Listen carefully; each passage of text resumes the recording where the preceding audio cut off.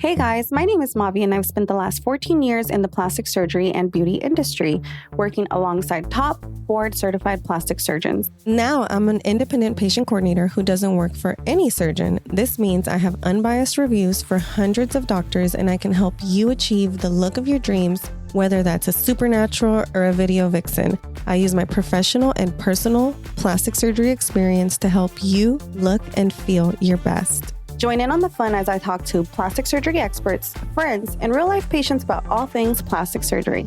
Should be fun. Hey guys, do I have the episode for you today? If you're a fan of the show, you've heard our episodes with Diana, the Faja doctor. If you haven't, please go back and listen. We have Faja 101 Part 1 and Faja 101 Part 2. We talk about materials, choosing the right material, what to look for. We debunk some myths. So they're really good episodes. Go back and listen. And also so you can get to know Diana.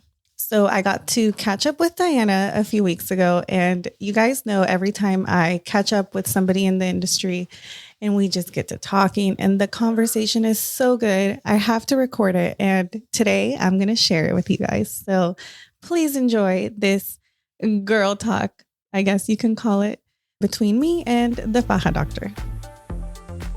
I remember the first time, and I made the mistake the very, very first round of putting on my stage 2 for the first time, trying to put it on day 7. I was so sore and miserable. I was like, oh my God, this hurts. And I didn't know what to expect. I wish I would have tried it on beforehand. Didn't know that at the time. And then I was like, oof, I'm going to return this because ain't no way. But then I tried again 2 days later after a massage. Courtney, you know her. You've done multiple episodes with her. Courtney did my massage in Chicago Massage on Instagram, guys. And I felt so much like smaller right after. And I was like, you know what? Let me try this one more time before I return it. And it fit so well. I felt so relieved. It was like a crying baby that kept crying. And then the mother came and hugged the baby. And like, that was me. I was the baby. And the Faja was the mother. So that's how I felt. And I am so happy that I did that because I know that I would have had, and I suffer from anxiety in general, but then the amount of anxiety that I would have had not being prepared with a Faja for post-op, I don't know how I would have dealt with that. And it would have not been good for me personally. Well, because I'm saying you're going to get one from your surgeon or find out first what's the situation. Are you getting one? Like you should already know this. Before you put that deposit down, you should already know all these answers. What I'm saying is get another stage 1. My suggestion is to have 2 stage 1s for your recovery and not worry about a stage 2 until you're closer to getting into one, because by that time, you'll already know how much smaller you're going to be or where you're going to land. So, to some extent. I mean, not really, but not really, but to some extent. And this 2 stage 1s, you can have one to wash, have one to wear, and then you can have one to send off until you get your release from your surgeon that you can get into a stage 2. Because what I don't want you guys to do is think that you're ready for a stage 2 and then for you to damage something that will scar you. Obviously, and the important part here is you want to make sure you size yourself properly. And I think that's one of the biggest issues that people are having, understandably. It's so confusing dealing with Faja sizing because clothing sizing and Faja sizing, so different. 2 different things. Yesterday, I showed a new product that I'm releasing soon to my hair lady. And essentially, she didn't know what size to get. And I measured her. I told her, okay, you're going to be a large. She was like, oh, I'm going to be a large? Like, I'm a small. Like, I'm like, girl, I'm not trying to insult you by any means. For me, this is like such a normal thing, right? I was like, oh my God, no, don't feel bad. It's just Faja sizing is very, very different. And then to top it off, you can't compare it. Like, I wear a size large legging. I wear a 2XL Faja in my brand. So I had another brand that was a 3XL. I had another brand that was a 4XL. And there was another one I fit into an XL. All over the place. All different. Why? Because every brand can choose their own size charts. You're literally making them up. I made up my own size chart. Obviously, I looked at some industry norms and things, but there actually aren't any industry norms. So I just did what felt right to me when it came to my body Faja size chart. But there's no norms. This is not a regulated thing. So you need to understand that. So it's important. That's why so many people end up buying 3, 4, 5, 10, whatever Fajas, because that it's not an intuitive thing to understand commonly when it comes to the sizing. So what we ended up doing, because I'm a problem solver, we have coded a size matcher into the body website. So literally when somebody clicks on, let's say, the cognac leopard Faja, right there in the product description, you type in your waist measurement, your hip measurement, and you click on suggest size. And that size that's suggested is automatically selected. So all you got to do is add to cart. Trying to keep things as simple as possible. Obviously, we have a size chart too for people who understand them. And, check also if you want to make sure. But I just figured let's make this as easy as possible, because that was something that I struggled with myself. And I know everyone does. So sizing, huge, like that piece right there. Understanding how to size yourself will prevent you wasting money on a bunch of Fajas. Buying something too small, too big, too tight. Yeah. Too long. And another point that I want to make when it comes to measurements, there's some custom manufacturers out there, but the issue there is there's a lot of room for error when it comes to measuring yourself. And not everyone knows how to actually measure themselves. Even though there's at this point quite a bit of resources for that out there, not everyone knows. And one of the biggest one that I constantly see people getting wrong is the torso measurements. Because even though there is, guidance on certain websites on how to measure your torso, girl, I could put the measuring tape here. I can start it here. I can start it here. I can end it way between my legs. I can end it on top of my mons area. And those tiny mistakes will add 4 inches to your torso length. And then you're sending me this very expensive Faja to spend more money because the torso has to be shortened on it. So very delicate thing right there. Requires some good understanding, or at least, follow my page. I will give you the information. I will educate you on that, because I have made the mistakes and learned from them. And I'm glad I did. I love making mistakes. You probably heard me say this before. I love making mistakes because I get better every time from learning from them. So, find somebody that you can trust who can give you that proper guidance. You're going to be okay. You're not going to waste a whole bunch of money. And then just be smart. Yes. And that's why I'm a fan of Amazon for that first Faja, because you get that 30-day return peace of mind. So like ordering it like the week before your surgery, then you still have additional time to return it if it does not end up working. If it doesn't work out. Right. So there's no stress there. You know what I mean? What I want our listeners to do is be smart, be informed, have your eyes open to everything around, like all of the decisions that you're making for your recovery. And for me, what has helped me with my clients, helping them be as prepared as possible and have a good recovery, is by being extra prepared before surgery and with those 2 stage 1s. But the stage 2, I want you guys, do not get into a stage 2 until your surgeon says you're cleared to get into a stage 2. Don't take it upon yourself.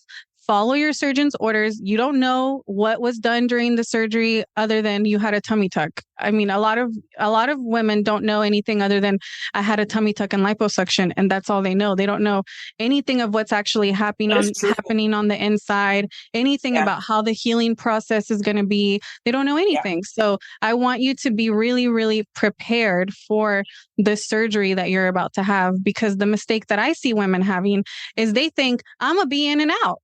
I'm going to look good by my birthday in 6 weeks. I'm going to look good by my birthday next month. Girl. And that is the furthest from the truth. The surgery is just the first step into the whole new you that you're going to have to evolve into.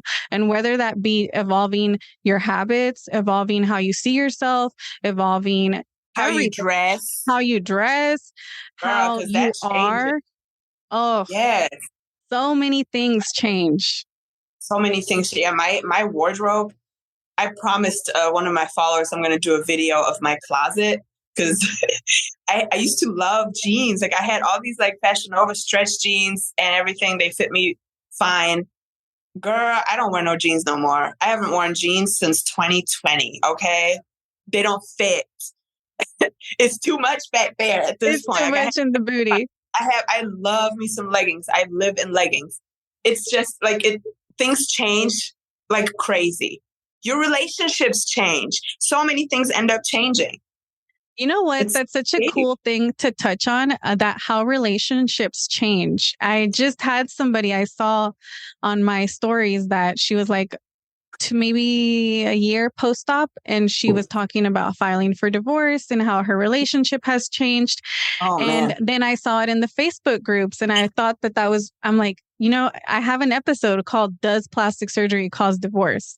And it's one of my first episodes because I was seeing a lot of stuff in the office with women coming in, being like shy, not really wanting to show us, not feeling confident about themselves, not feeling good about how they look and what they have to offer. And then they go through this transformation, right? And a lot of times either the husband or the boyfriend is supportive or they're anti. And I see that the ones that are supportive are the ones that are like there and they're helping. Those relationships flourish. And I see those relationships because I follow my girls. So I see like they're on trips, they're doing this, they're doing that, they're loving their life. And I can see how happy they are online. And then I see also the ones who don't get any support from their husbands or partners. And I see how those relationships don't go as well as the ones where the husband is supportive. And it's really interesting to me because on the other side, it's the other way too. I've seen it the other way where a husband is supportive and then they still end up filing for divorce. Change. Girl, I mean, honestly, that's kind of how it was with me. And I've been very open about Dre, my husband, being like, so anti, girl. Even Veli, he was anti for like 2 seconds, and then he was like, you know what, go, just do it. I was like, yeah, want. I know. At this point, he knows like I'm not gonna. This chick is difficult to argue with. She gonna do what she wants anyways. But anyways, like for me, it went from very, very like negative and anti to the biggest supporter. I know obviously my story is a little bit unique as actual business endeavor came out of the plastic surgery. But I mean, he's my freaking CEO now. He's running the back office. I'm the front office. He's part of my business now. He be talking to women about BBLs and snatched and fajas. And I'm like, oh my God, like, could you ever have imagined yourself talking about this 2 years ago? Like, oh my God. But yeah, so, and we've grown so much closer from that, which has been really great for us. We've been together since 2010. Obviously, every marriage has their ups and downs, and anyone telling you anything different is lying.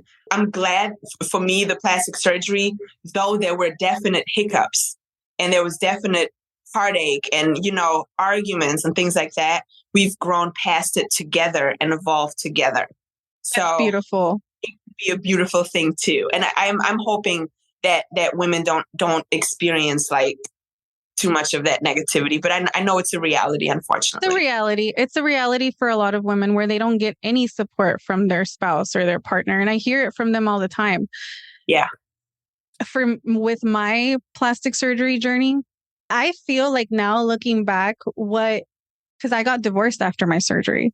And I feel that what was lacking in me, I was able to start like, okay, seeing myself differently and growing as a person. And I wanted growth and I was looking for growth. And that's what I hear from a lot of my girls. They're like, oh, I quit my job. Now I work over here and now I'm traveling doing this. Or they like, having this surgery releases all of this like mental space that used to be spent on worrying what I look like or if I look good or something like that. That now that I don't have to worry about that, I have all of this mental space to like, what do I do with my life? I want to be an entrepreneur. I want to change my career. I want to go do this. It's beautiful. I would say, imagine, I'm sorry, I know the word in German. I don't know the word in English, but whatever that worm is inside of a cocoon that ends up turning into a gorgeous butterfly. What's that word? What is that worm called? It's not a Oh, worm. I know it's not a worm. caterpillar. It's a Yay, that's caterpillar. the word. I do know that word. It just wasn't coming to me. Yes, imagine you're a caterpillar wrapped. Oh, look, This is why. exactly. This is Yeah, like why. imagine you're wrapped inside this little cocoon that's kind of like holding you back and holding back the best version that you can really be that is already inside of you. But those stupid insecurities are holding you back. Surgery. I mean, I'm not saying that's like the end all be all, but that is a great, if done right, if you do your research and do your part, if done right, you will turn into your butterfly, your inner butterfly will come out of that cocoon The in best ways that you version. couldn't even imagine. And hello, okay, I could have never imagined this. Hello, right here. You guys, Yes, y'all right. know, I've told y'all before, what caused me to launch the podcast was finally believing that I had something important to say and that I could help people. And before my surgery, I didn't believe in myself like that. I didn't have the confidence to think they should listen to my show because I have a lot of important stuff to share with them and Yeah. I can help them in their journey. All of that I could not have gotten through that if I still looked at myself in the mirror and was unhappy with how I looked. Like, I don't feel I could have jumped those hurdles that I had to jump to try to be a better person overall, like happier, everything that I've been trying to do in my personal growth journey. I don't think I would have started that. Here's what I would add to that. When you start to really we've heard this before in a different scenario, I guess, but when you start to really love yourself, that love you can now spread everywhere. And I feel like I hope that people are noticing and feeling that. But like on my social media, I try to spread love as much as I can. When I message my customers back, I message them back in a very loving way. Like I'm trying to give them that warm, loving experience because I feel like I am full of love now. So, and before then I was just too distracted by all of my insecurities, man. Let's just call it what it is. Yeah, It was exactly. Okay? And it was a whole list of them. So, for me too. I still have insecurities. They never, there's still things they never that bother go me. away. But the biggest insecurities we've taken care of. And that was a big difference maker for me. So, but yeah.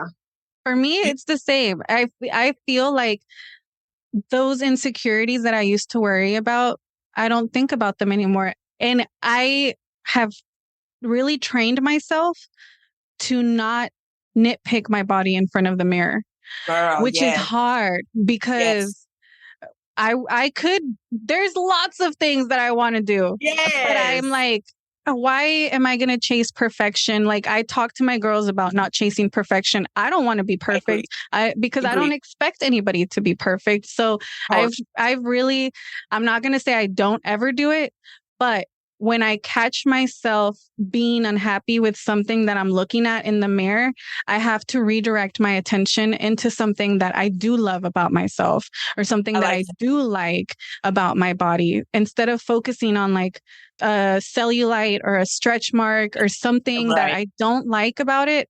It's hard. I have to like, okay, Mavi, like you're not going to go that way. You have to, like I told you, I talk to myself so much. You have so much to be happy for and thankful for. And I just talk to myself and I'm like, yeah, you're right. I don't care about that cellulite dimple there. Somebody said to me once, which I thought was a great point, and I feel like I may have said it to you before, but we look at ourselves in the mirror in chunks and small pieces, and then we're like hyper focused on this one tiny little piece. Other people look at us as the whole picture, and the whole picture is really the one that matters. So as a whole picture, we're beautiful. Somebody looking at me is not focused on this little stretch mark. They don't care about it. They probably don't even see it. They don't see that I feel like my tooth is crooked or that my nose is too big or anything like that. honestly, speaking of crooked teeth, I'm looking at some of my reels and I'm like, oof, those bottom teeth. And I used to have braces, but I guess they moved a little bit. But I'm trying to be like, I could go out and get veneers, but is this stopping me from being great? It's not. I feel you because I have seriously looked at my teeth when I'm doing reels and I'm like, do I like Girl, my teeth? I know. And it's like when you're in this like public eye, it's like a whole different set. It's like a whole different level of self-awareness. That and that's another thing. And I like that you said you talk to yourself in the mirror positively. I'm big into self-love. I think that's a very important piece that's made me a lot happier in life. But yeah, try to focus on not pointing out all these negative things that you're having and focus on the positives more. And if there are negative things, figure out solutions to fix them. And if you don't think it's worth fixing, then stop worrying about it. Like that's where I'm at with my bottom teeth, like these four front ones. You know what? People are still going to watch my content with my little 4 crooked teeth. People are still going to be grateful that I shared another, I don't know, knowledge nugget with them. Another tip that helps somebody, help somebody. Yeah, exactly. That's my foundational like motivation. I just want to help. I just want to add to just something positive to the world as much as I can. And I love that. I love it. And you know what? I feel like when you go into life and you walk around life like that, people can feel your energy. You can feel lighter, like around I can tell when I come around somebody and their energy is kind of heavy. Feel it. Me too. Feel it immediately. And I think it's because I've done a lot of personal growth, shadow work to try to like get through all of my stuff that I needed to get through so that I could be recognize it. Yeah. And that's when I see stuff online like trolls and I'm like, man, I kind of feel bad for this person. I hope they're okay. I hope they don't really feel like this all the time. Girl, that's how I feel too. And you know what? When I decided to put a lot more emphasis into my social media last year, I was worried, like, oh my God, what if the trolls are going to come? And obviously, occasionally I will have somebody who says something really mean, but it doesn't bother me. But majority, and I'm talking the overwhelming majority, is showing me love back. And I love that. And I'm like, oh my God.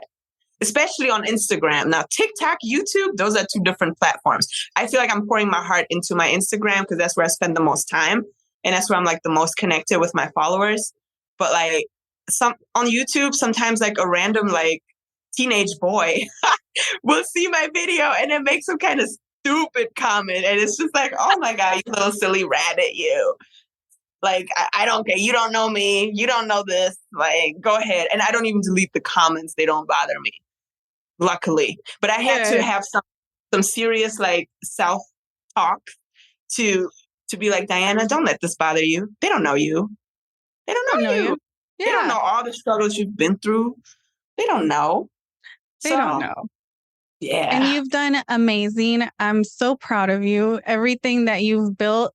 And it was all out of necessity. Like, I don't know if you remember the first time I brought you on the show where I was like, oh my God, I'm obsessed because this grew out of necessity. And I love things that grow or that are birthed out of necessity because it's like, I needed this, so I'm going to build it. And you did that. I did that. Laura from Make It Pop did that because she's like, I needed support. I needed help. I needed this. And there was nowhere to turn to. Nobody was offering anything like what I needed. So I love projects that are born out of necessity because they are on point. Yeah, I always tell people, like when they ask me what I do, but they know nothing about plastic surgery, I preface my speech, my elevator pitch with, I stumbled upon a problem and I became the solution. And boom, just like that, they already know what the story is going to be about. And then I dive a little bit deeper. But that's literally what it was. I stumbled upon a problem. I figured out how to become the solution. Boom. Same. I figured out there's a problem. Like women need to get educated. They don't really know what they're doing. They're ending up in chop shops. Like, this is not good. I need to come up with a solution.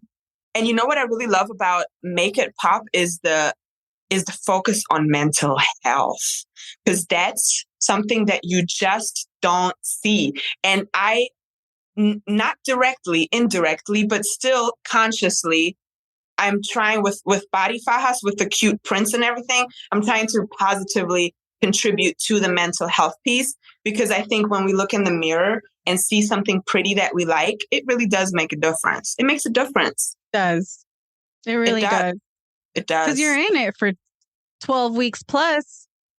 Long time. The first time I was in it for 9 months. Dang, girl. And then I reduced. It was a year, but after 9 months, I reduced it quite a bit. And the second time, I think it was like 7 months, and then I reduced it. Now I wear it as shapewear, like when I go out or something, which doesn't happen often, but I do wear it as shapewear, and I really enjoy it. There's one more thing, and I know we've kind of steered away from it a little bit, but when it comes to fajas, there's one huge thing that I want to make sure people are educated on, which is what type of faja you need to order.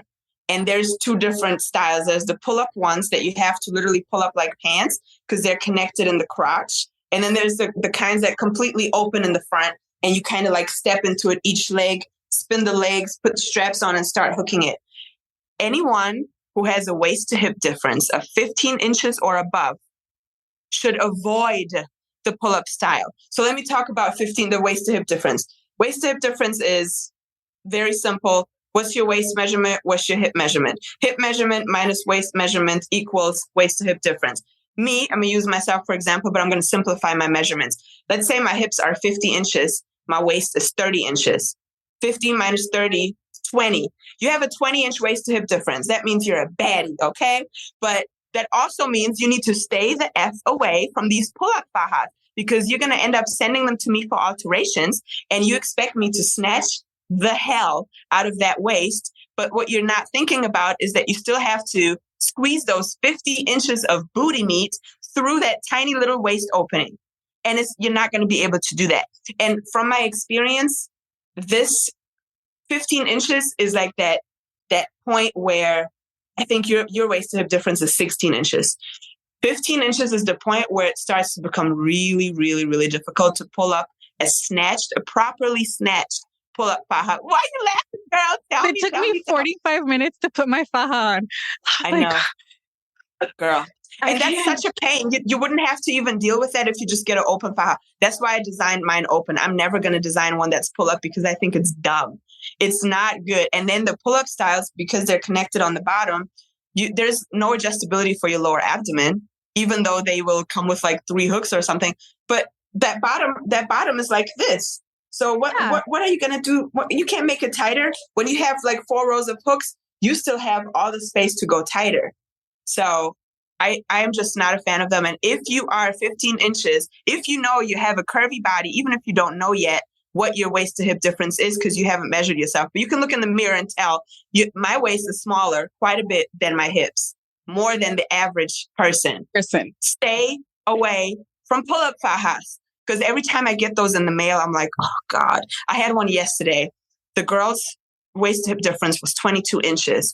And she sends me a pull-up style faja. And I'm like, oh, my God, how am I going to do this? So it's really difficult because I have to sacrifice somewhere. And then I have to let them know, here's a hack to where you can literally cut up your faja to turn it into an open one.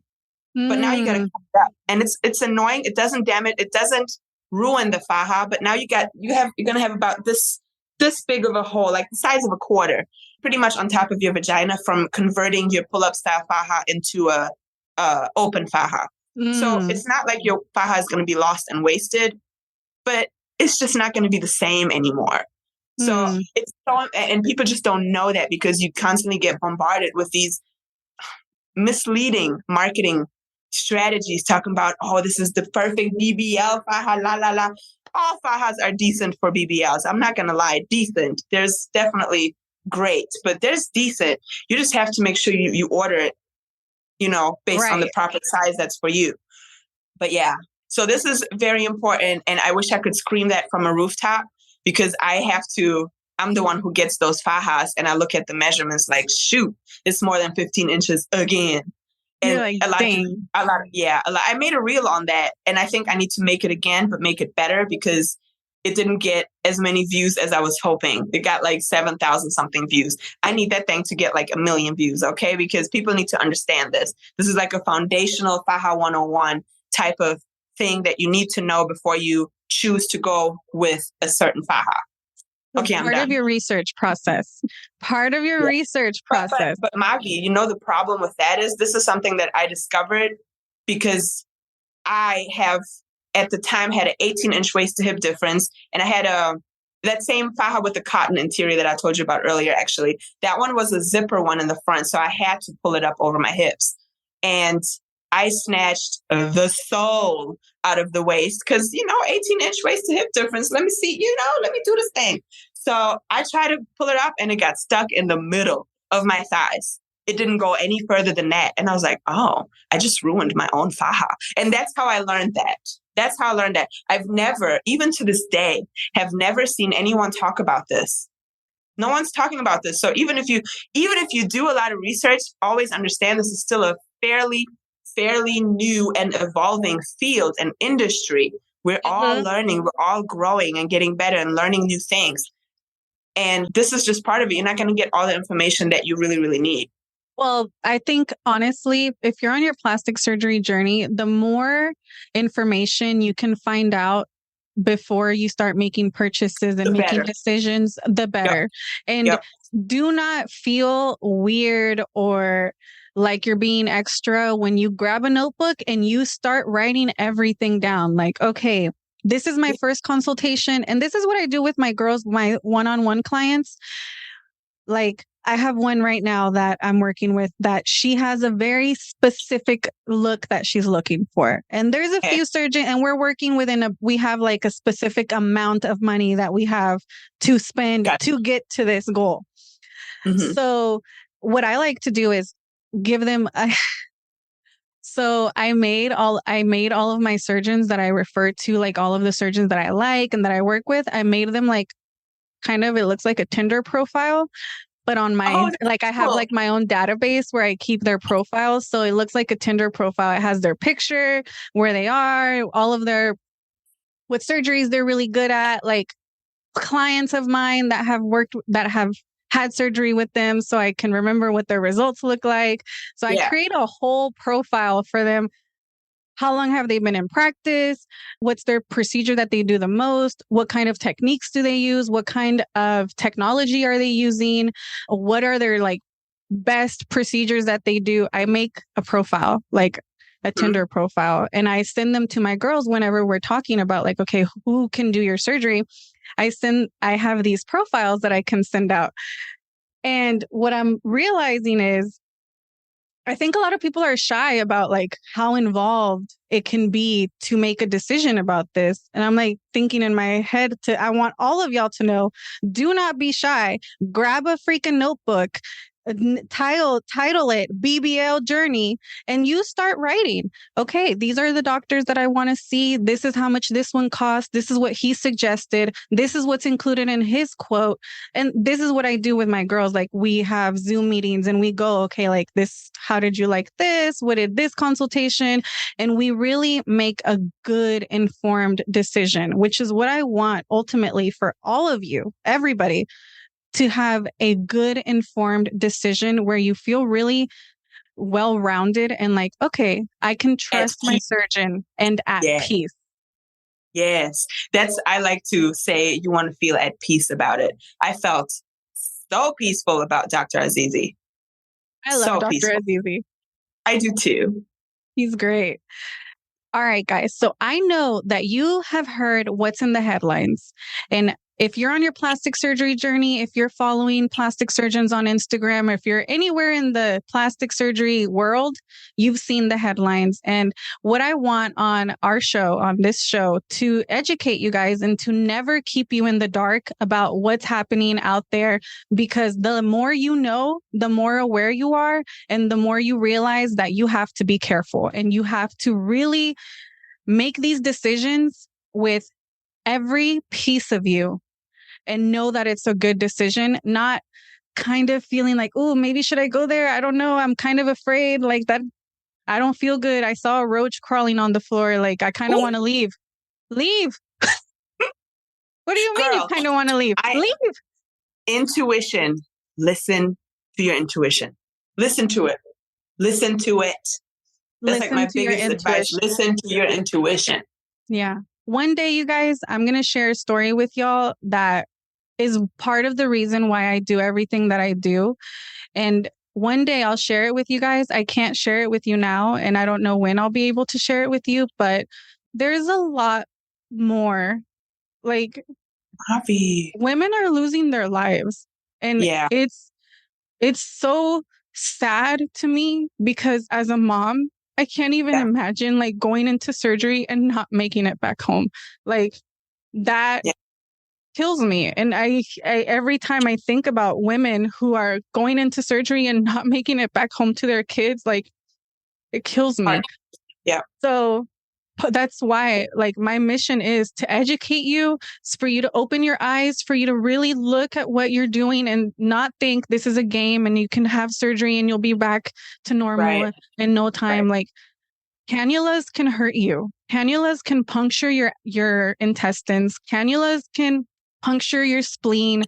If the surgeon that you're going to is not qualified or not even doing your surgery, has a co-surgeon. Like, there's places in Miami that you're signing up for surgery with one guy, but he's not even doing your surgery. There's somebody else in the OR doing your surgery. And you guys know the places that I'm talking about. And if you don't know and you want to know, send me a DM on Instagram and I'll tell you where to stay away from.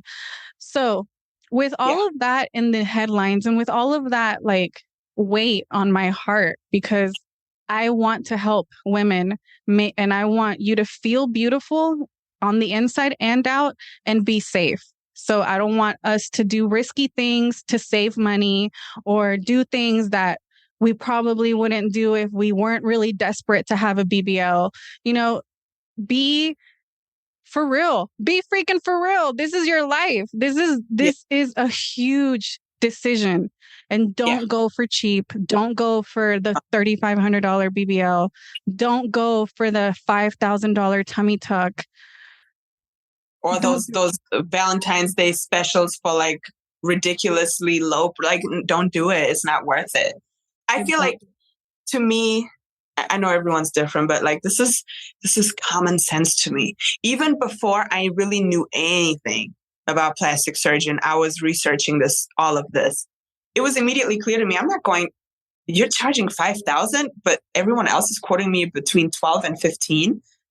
The math is not mathing. Mm-hmm.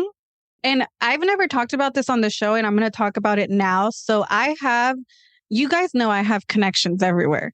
I have people who are in the ORs at these chop shops, and they're telling me they're not even cleaning the rooms properly between cases. They're stepping on fat from the last patient, from the last surgery. They're because they didn't have enough time to clean the room to turn it around, because the next person's already being rolled in while the last one's coming out the door, the next one's coming in.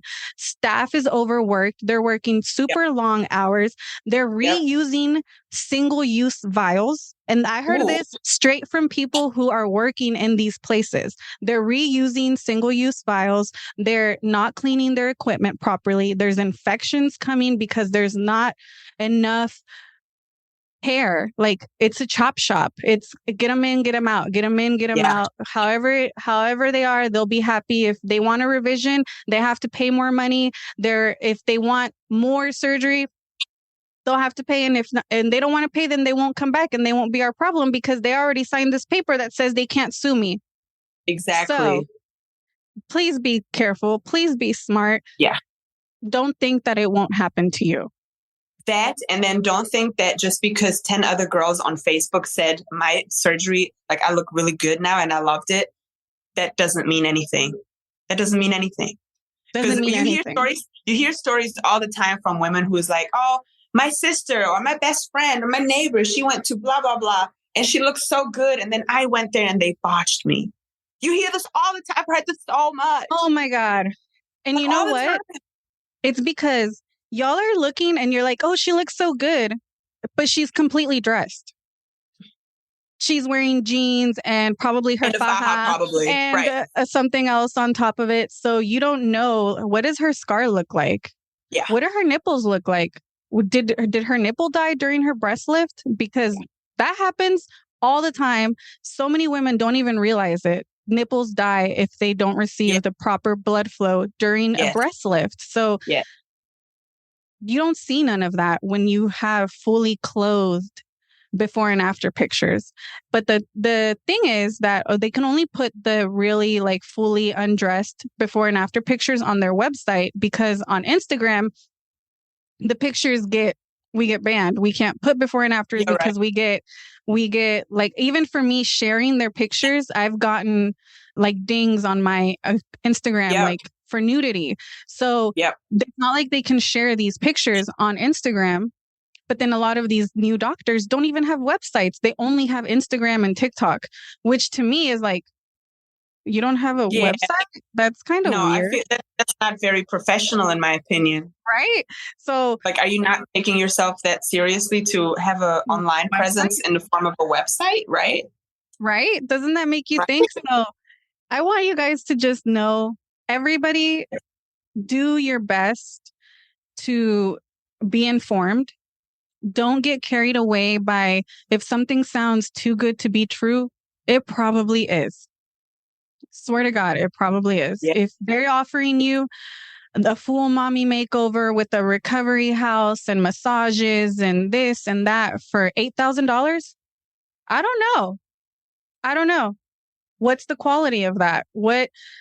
Whenever we talk about quality, right? And where is the quality, right? Is it in the work, or is it in the staff, in the cutting of the corners? Is it in the equipment that they use? Is it in the products that they use? Is it in the implants that they use?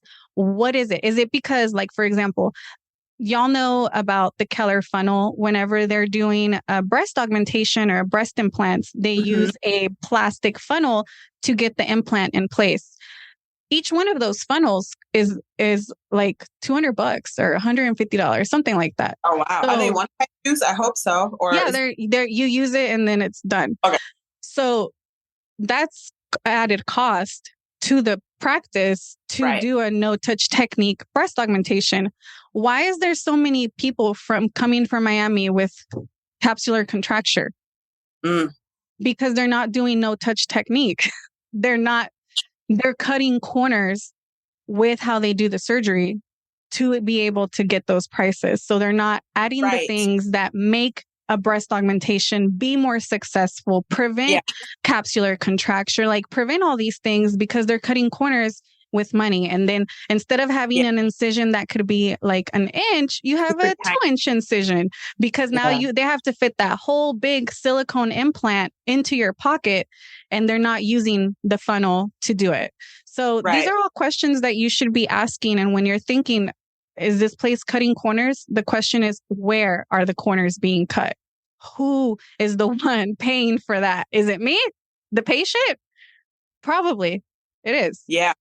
The thing is, and this is really a thing with those high volume surgical centers, I view them as they're in it for the money. Those are corporations. They're trying to get as much churned out as possible, no matter if the surgeons are tired.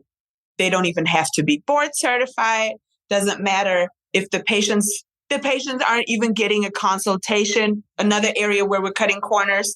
Because if I think back to my consultations, Dr. Azizi spent hours, plural, with me before my surgery on multiple days to make sure that I felt good, to make sure that I knew everything that was going to happen to the extent that I need to know, obviously, and that I felt safe and comfortable to have him put me under general anesthesia and work on my body that I would have for the rest of my life. So there's a lot of corner cutting. And this is really that Al Jazeera documentary that we briefly touched on, because they're really highlighting it very well, though, the specific Miami chop shops that have expanded into other parts of the country. Parts of the country. They're everywhere now. Yes, they're everywhere. And those numbers are low for a reason. They're low for a reason. Ask yourself, why is their price so low compared to everybody else's? Exactly. What is different here, and their operation costs, that's not like, how is this working? Like, it doesn't make sense. And it's because it's such high volume.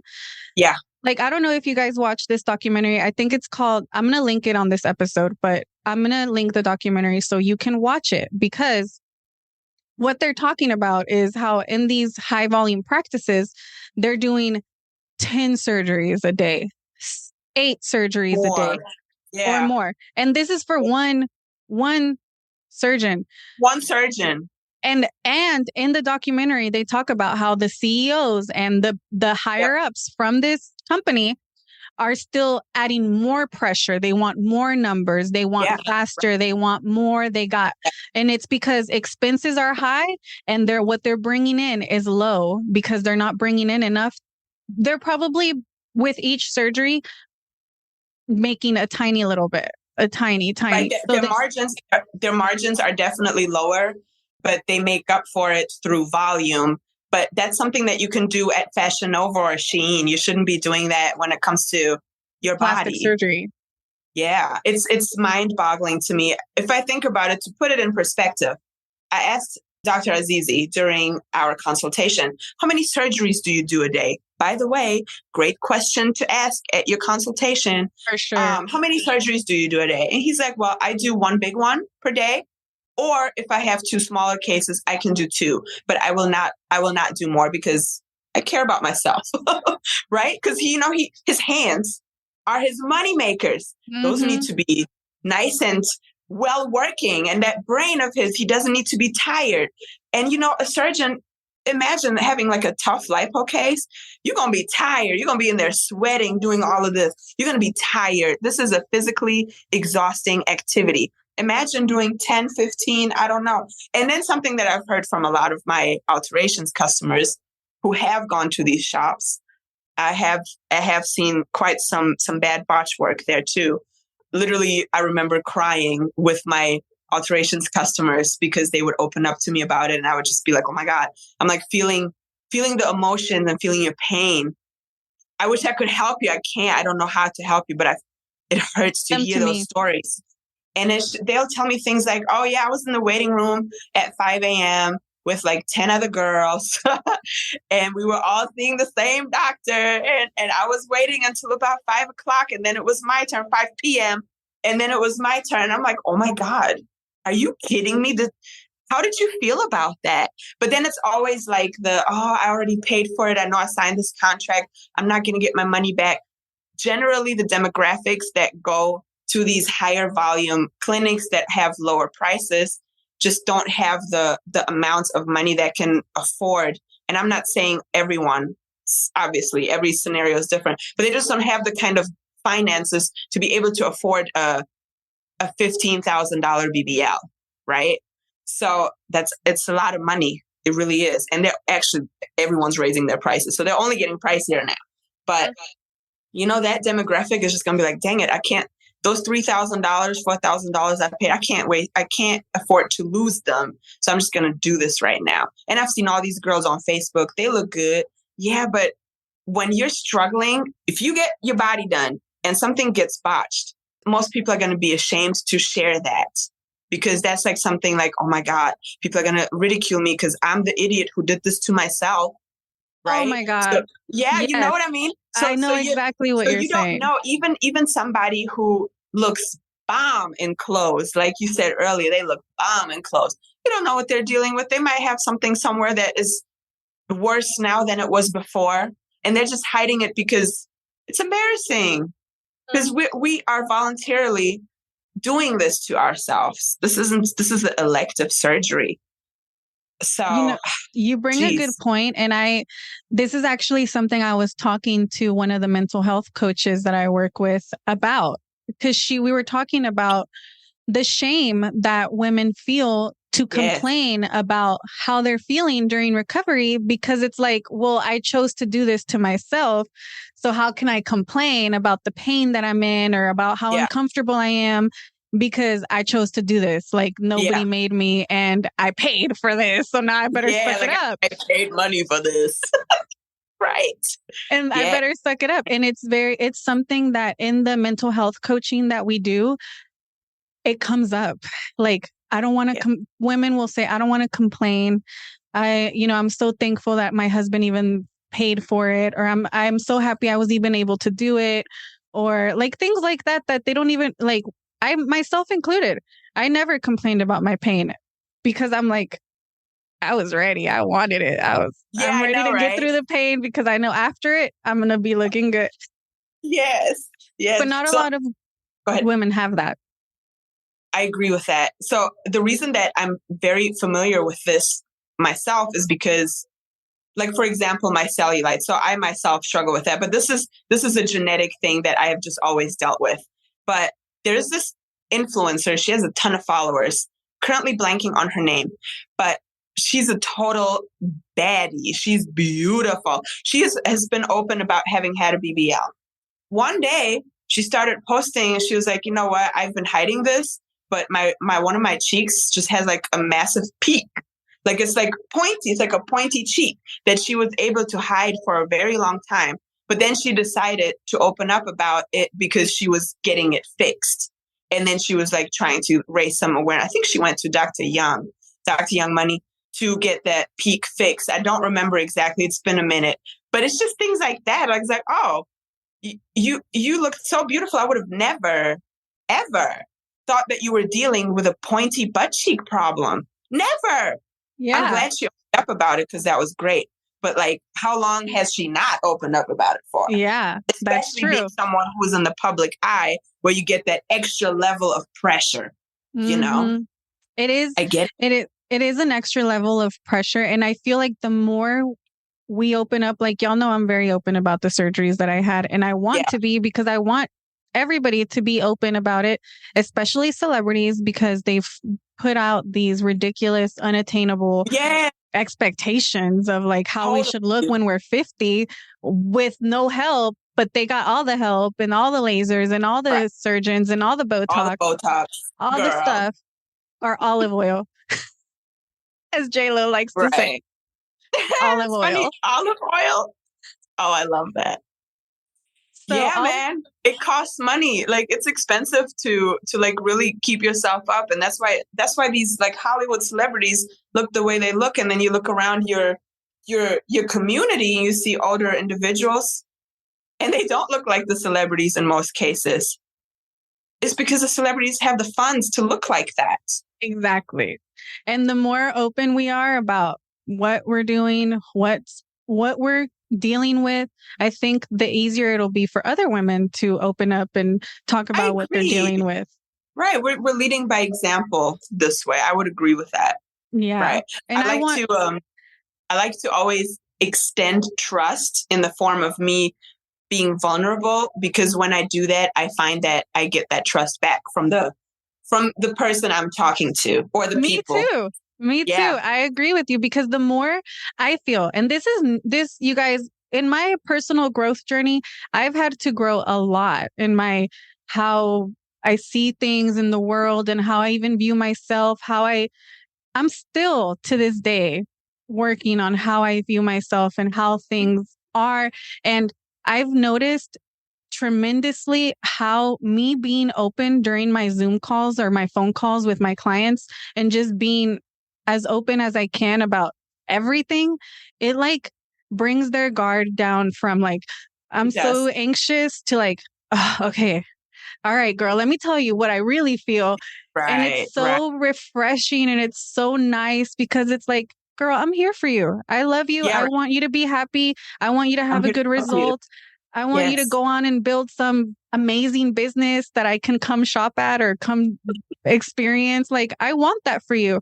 And ultimately, that's what I want the last thing for us to say on the show is like, ultimately, at the end of the day, whatever faja you pick, whatever surgeon you pick, whatever products you pick, whatever you do, be smart about your decision, be informed about your decisions. Don't be shy to create a whole BBL, tummy tuck, mommy makeover journey journal where you write down your questions like, oh crap, what would happen if I cough after a tummy tuck? Let me write that down so I can ask my surgeon when I have my consultation. Sneeze. That's so true. Yeah. Oof. Those, very good questions. Hold very a pillow. Hold a pillow. Yeah. Hug it as hard as you can. Just hug it. Oh, and kind of curl up a little bit. Yeah. Oh, that makes sense. So you then try to minimize the sneeze. So you hug the pillow and to like clear your throat. Like if you have to cough or if you have to sneeze, you hug the pillow and you push it, hold it down. So you don't, when you cough, you go and your abdomen expands. So you're like holding it so that it doesn't. To reduce that. So it doesn't do that. That's some good advice. My tummy tuck wasn't that tight. So luckily I never really experienced that, but I do recall laughing being a little bit, because my husband makes me laugh like a lot. So that laughing was a little bit, I had to yell at him like, bro, stop cracking all these jokes. Like I'm trying to recover here. But yeah, those are things you need to write down. And I think a journal would also be great to like write down, because you're going to forget. You are going to forget.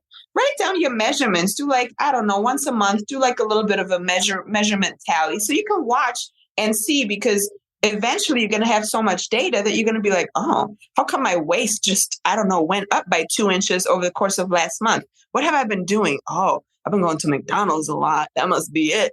I don't know, but you can then like self-evaluate. Awareness. Exactly. I think that's brilliant. I think that's absolutely brilliant. And you're going to be bored. So that gives you something to do, because you're going to be laying there either on your stomach or in some kind of other uncomfortable position, and you're going to be pretty useless. So write in your journal. Use your phone. Whatever. Do something. Keep yourself busy. Yeah. You know how I built out my course, Becoming the Woman of Your Dreams? In my course, in the How to Get Yourself Ready for Surgery. So I have this building your wish list. Okay. And I talk about like, okay, it's normal to want a bunch of procedures. It's normal. We all wish we had unlimited amount of time to recover, unlimited amount of funds, and make ourselves however we wanted to. But the reality is we don't, or you might, but you probably don't want to go under 6 surgeries or 7 surgeries. You probably just want to have 1 or maybe 2, maybe 3, depending on how much work needs to be done. Right. But writing down like not just who you want to be on the outside, but writing down who you want to be on the inside too. Like what changes do you want to make to yourself? Like for me, I didn't work out before I had my surgery. I didn't like to work out. And that was one of the things that I'm like, okay, the new me likes to work out. The new me will. The new me respects herself enough and what she just went through to work out.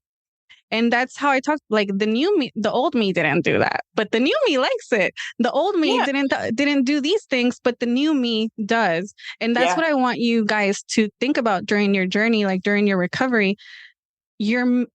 It's the perfect analogy of the butterfly when you're in your cocoon. That's you in recovery. And in that recovery cocoon is when you're like doing all of the work in here. Yes. There's a lot, in your brain. A lot happening there that I don't even know that we are fully aware of, even a small chunk of all that's happening in there. But there's a lot going on up in your head. And you're right. It's such a good point to actually think about, to not be so hyper-focused on the exterior. Like, okay, sure, we have a wish list. We want, our butt to be shaped a certain way, a flat stomach, our breasts to be lifted, whatever it might be. But that is going to have an impact on you, who you are internally. And thinking about it allows you to be in more control of it once you're getting into that journey. Nobody ever said that to me before my surgery. I would have loved to have somebody give me that perspective. So I think that's very valuable. Girl, I'm here. That's what I'm here for. That's why I coach my girls, because I think of these things that I've seen. Like I know what it is to go through recovery and not really understand what's going on or how long you're going to feel like this and all of these things. All that in the darkness. Yeah. You're like you just don't know. And that's why I really like coaching my one-on-one clients, because I get them ready.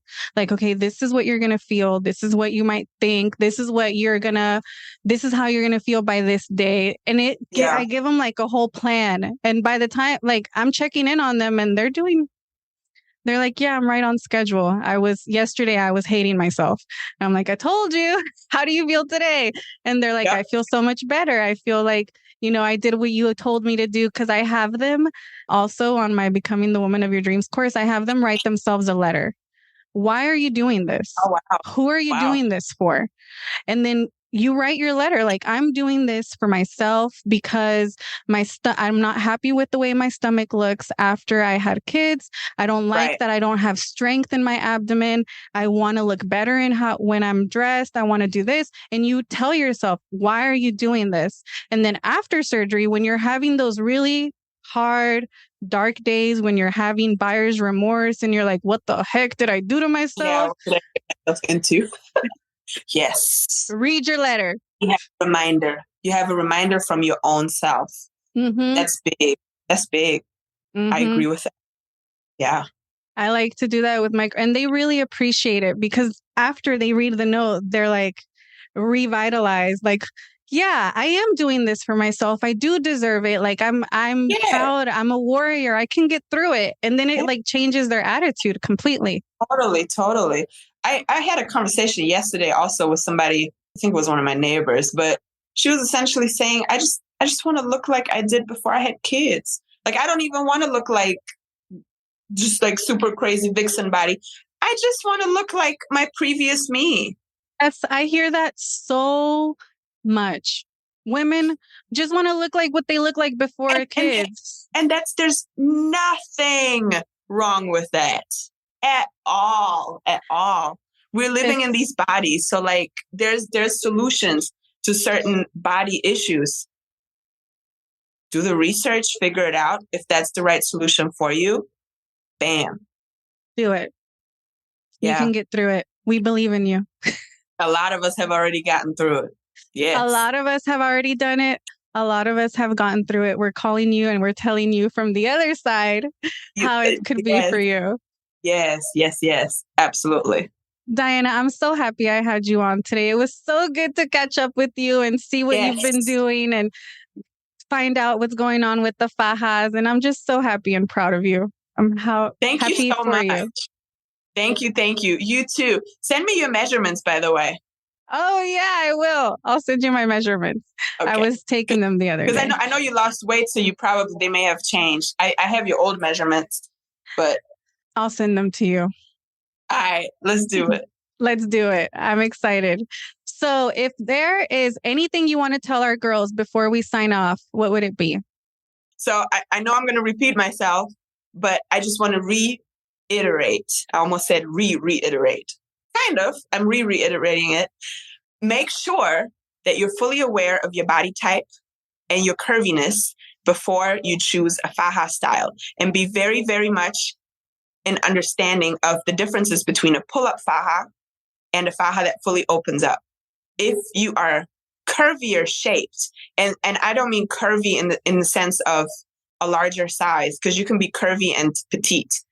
Any type of curvy where your hips are 15 inches or more bigger than your waist, please avoid pull-up style Fajas. You're not doing yourself a favor.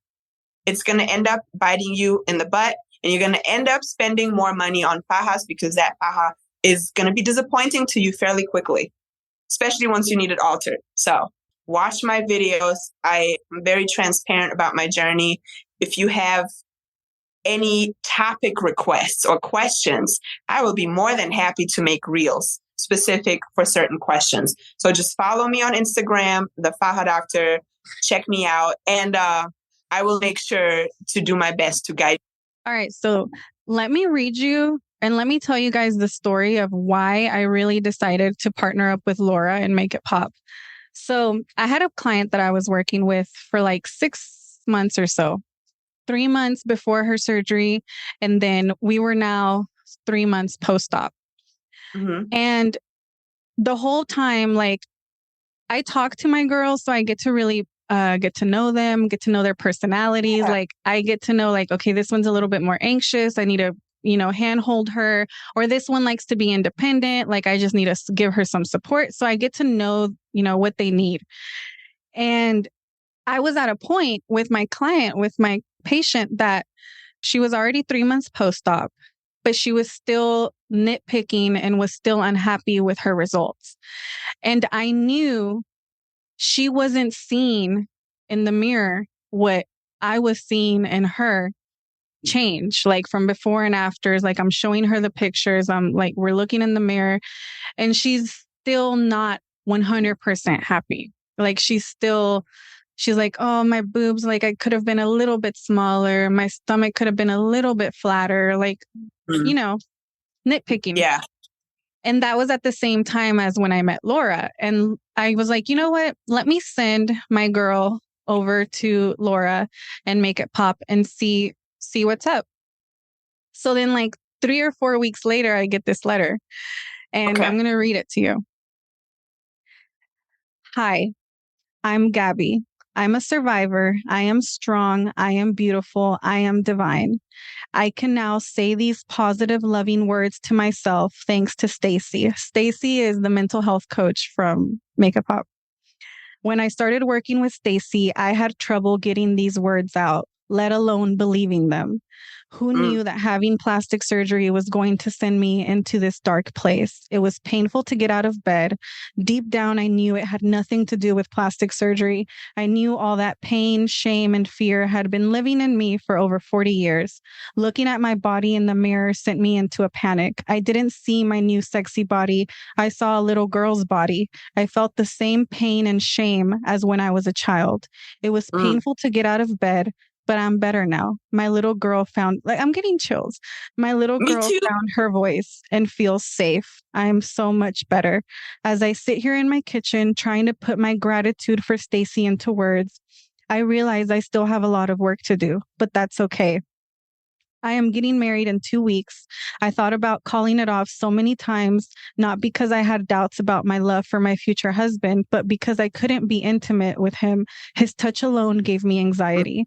Thanks to Stacy, that has changed. I can feel sexy without feeling shame, and I now have the tools I need to navigate through stressful situations. I will walk down the aisle knowing that I am worthy. Childhood trauma doesn't disappear when we become adults. Those traumas are buried deep in us and come out when you least expect it. At least that's how it was for me. I'm thankful for people like Stacy, for her compassion and her acceptance. I'm thankful to Laura for creating Make It Pop. Thank you for giving women like myself the resources and space to heal. I am divine. So that was the patient, like my client, that like changed my, like, okay, like I can only take my girls so far before, like, it's beyond my scope of knowledge. Like, there's only so much I can do. And that's when I really like, okay, I know there's more that needs to be done in the recovery than what the doctors can offer with the resources that they have, because the surgeon's office job is to make sure that you have safe surgery and that you're happy with your results. Yes. Like, that's your surgeon's goal is to make sure that you're safe and you're good after surgery, that you have your incisions are healed. That's their main priority. They're not worried about I'm sure they're worried about it, but they don't have the resources in their office.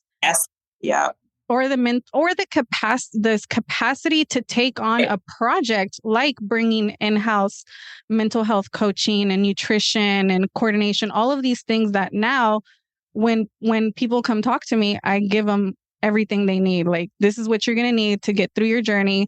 This is going to help. This is how we're going to eat to heal your incisions. This is what you're going to need to do to help you get through the emotional turmoil that you're going to go through, whether you have childhood trauma or not. The recovery journey is a roller coaster, and you have to be ready to ride. Yes. Yeah, you have to be mentally prepared as much as you can be, although you can't really be fully prepared. But to give a good analogy, if we think about the U.S. military, for example, the reason they're so good is because they trained and they prepared for it.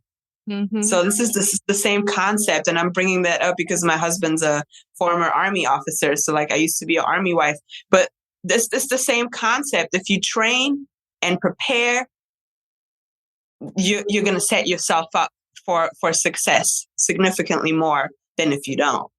And there's still going to be hiccups along the route. Still going to be hiccups, but I love that there's resources like that. That touched me. That was very relatable.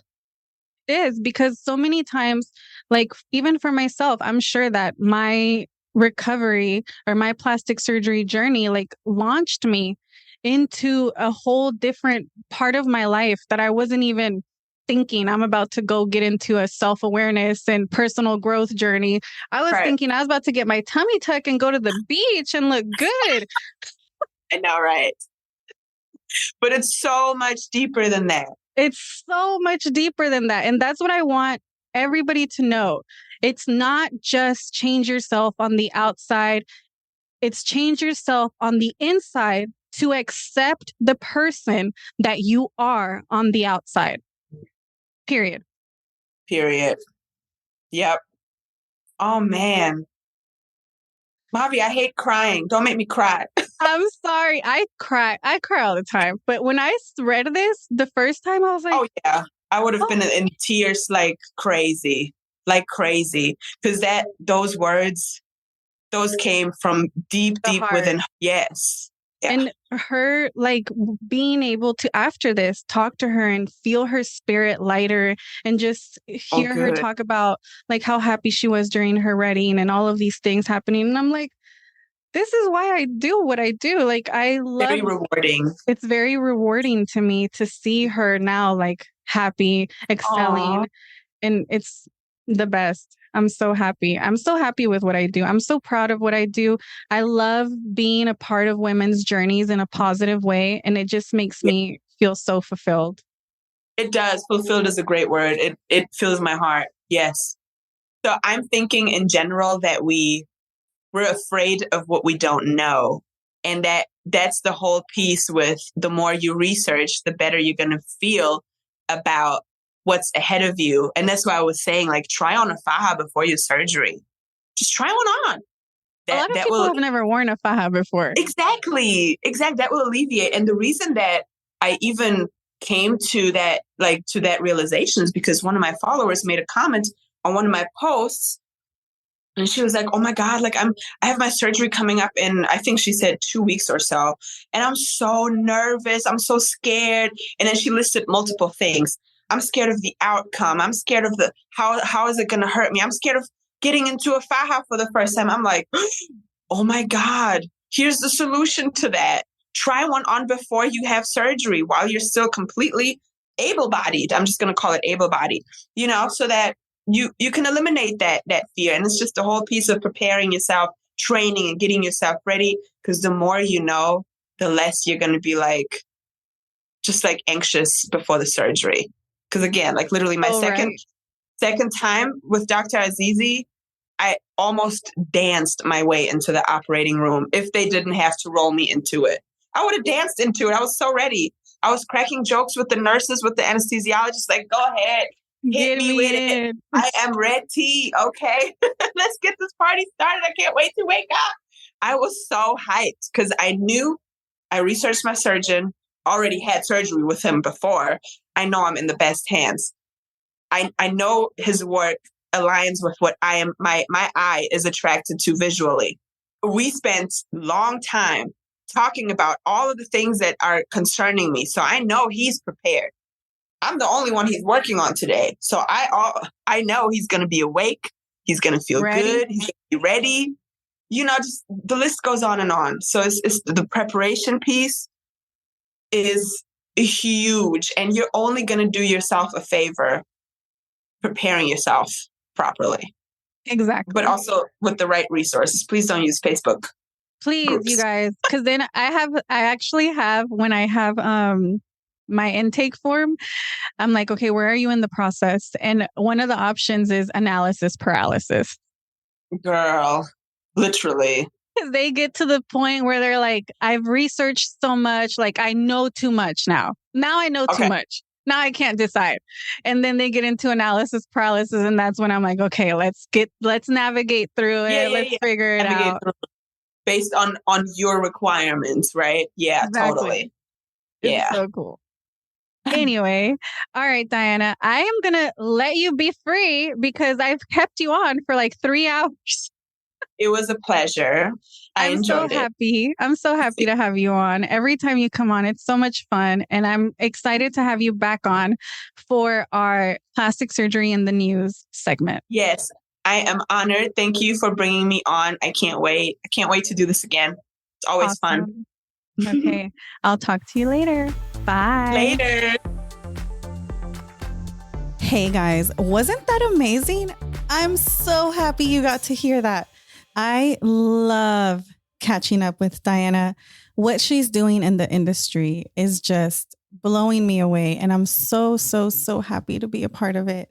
So if you're listening to this episode and you're listening to the Big Butts No Lies podcast, you might be on your surgery journey. And if you are, and you don't know what to do, you don't know where to start, you've come to the right place. I am so excited to do one-on-ones with you guys. I've realized as I do them more and more just how valuable they are to you, not only because you get my expert opinion, I get to guide you towards plastic surgeons that we know are going to do a good job and keep you safe. Besides all that, I get to talk to you about things that might not even be on your radar, things that you don't even know are possible. But since we get so in depth with our conversations and I really get to know what your dreams are and what you're really looking for with your body, I can tailor my recommendations to the surgeons that I know can help you achieve that. And taking the guesswork out of who to go to is invaluable. So schedule your one-on-one phone call with me. You can go to my website, go to the quick links, submit your information. Let me get to know you. Let me see how can we help you. You can get your own team. You guys, I have been working so hard behind the scenes to come up with a perfect way for you to have your plastic surgery and not only come out with beautiful incisions, but also feeling beautiful on the inside. So book your call with me and take the guesswork out of your plastic surgery journey. If you enjoyed this episode, please go on Apple, write me a review. It's the best way for other women who are just like you, who need help, who are looking for information, valuable information on the internet. This is how they're going to find it. So go on Apple, give me a 5-star review if you love this podcast. If you want to support the podcast, the best way to support the podcast is through the website. If you need help through your journey, if you need help finding a surgeon, if you want to join the membership, if you're looking for Bruise Juice, you guys don't sleep on Bruise Juice. Y'all know I have my Bruise Juice 30 coupon code for y'all to use if you're having a BBL, if you're having liposuction, if you're having a tummy tuck, if you need to be using Bruise Juice all over your body. Stop using those other brands that are not tailored for your post-op recovery. Bruise Juice is formulated for your recovery. It's amazing. It nourishes your skin. It helps your fat transfer live. Don't sleep on Bruise Juice. Bruise Juice 30 is the code. And don't forget, new episodes every Monday. I'll see you then.